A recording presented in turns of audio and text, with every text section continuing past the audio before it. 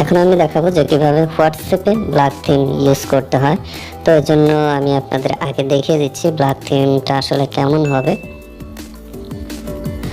আমরা যে WhatsApp use করি সাধারণত এরকম থাকে, আর হোয়াটসঅ্যাপের ব্ল্যাক থিমটা ফেসবুকের মতো পুরোটা হয় না। যেমন ফেসবুকে পুরোপুরি অ্যাপের কালারটাই চেঞ্জ হয়ে যায়, বাট হোয়াটসঅ্যাপে সেভাবে হয় না। আমি দেখিয়ে দিচ্ছি।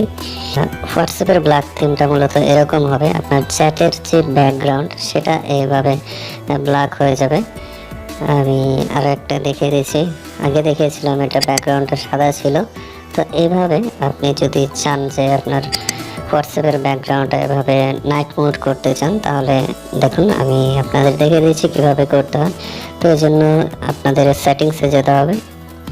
তাহলে আপনারা হোয়াটসঅ্যাপের সেটিংসে যাবেন, এই যে উপরে যে 3টা ডট আছে এখানে ক্লিক করে সেটিংস, তারপরে এই যে চ্যাট এখানে যাবেন।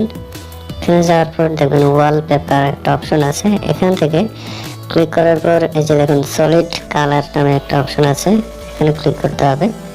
এখানে ক্লিক করার পর এই যে কালারটা, প্রথম যে কালারটা আছে সেটা সিলেক্ট করে এই যে নিচে সেট অপশনটা দেখা যাচ্ছে, এখানে ক্লিক করতে হবে। তারপরে দেখুন এটা হয়ে গেছে।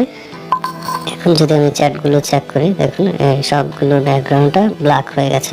ভিডিওটি দেখার জন্য ধন্যবাদ।